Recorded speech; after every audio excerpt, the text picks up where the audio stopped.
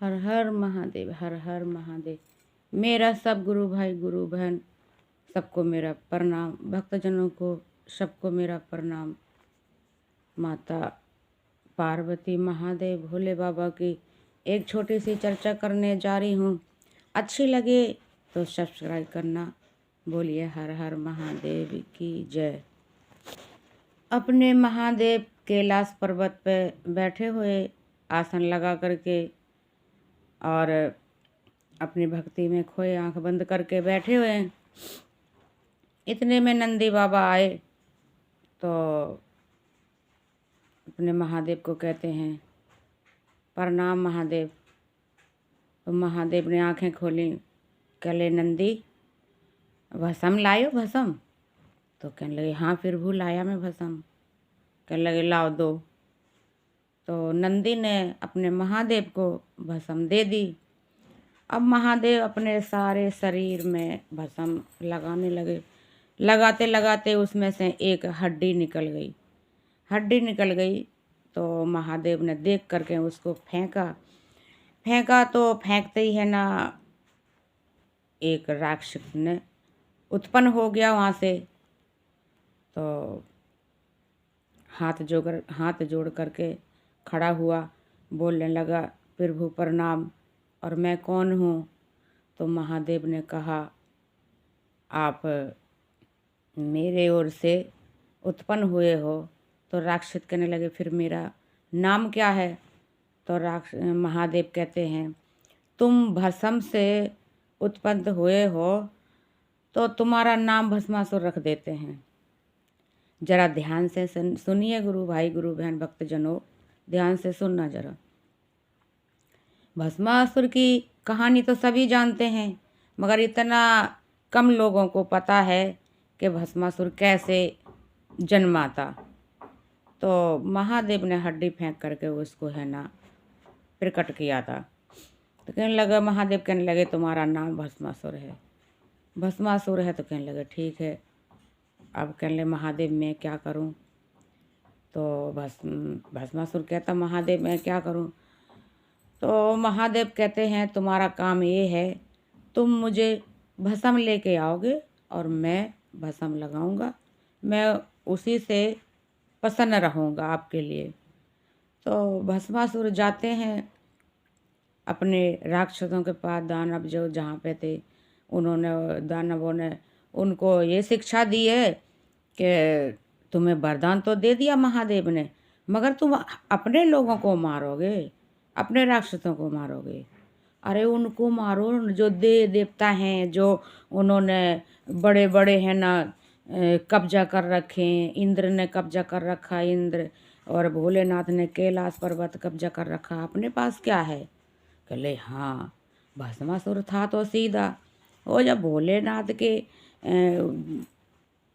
उससे जन्मा है तो वो भोला तो हो गई। कहने लगा ठीक है। तो भस्मासुर महादेव के पास गया, कहने लगे महादेव और मैं आ गया हूँ। महादेव कहने लगे भस्म लाए हो।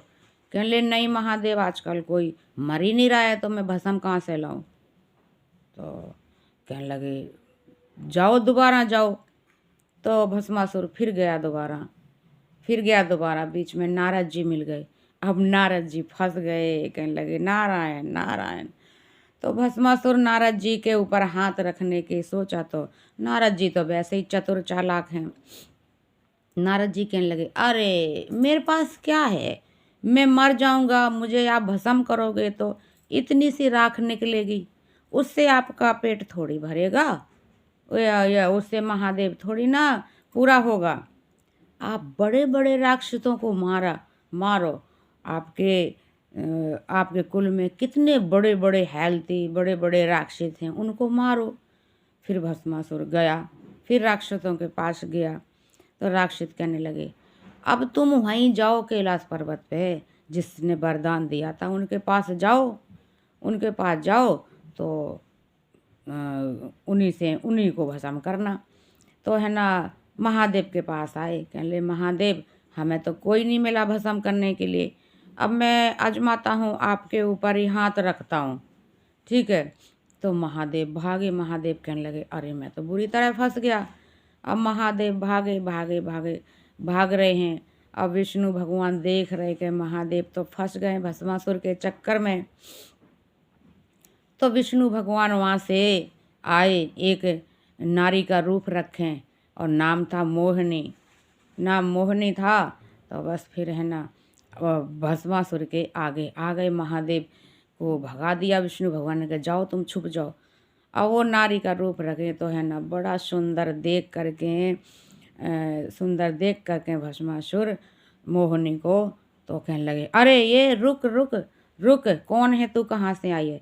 तो कहने लगे अरे विष्णु भगवान, अरे मैं तो है ना बहुत सुंदर हूँ, मैं तो सुंदरी हूँ, बोलो क्या बात है? तो कहने लगे मैं तेरे से ब्याह रचूंगा, शादी करूंगा तेरे से। भस्मासुर कहने लगे शादी करूंगा। तो विष्णु भगवान कहते हैं, मोहिनी कहती हैं ऐसे थोड़ी ना मैं शादी कर सकती हूँ, मैं तो परीक्षा लेती हूँ पहले। कहने लगे क्या परीक्षा?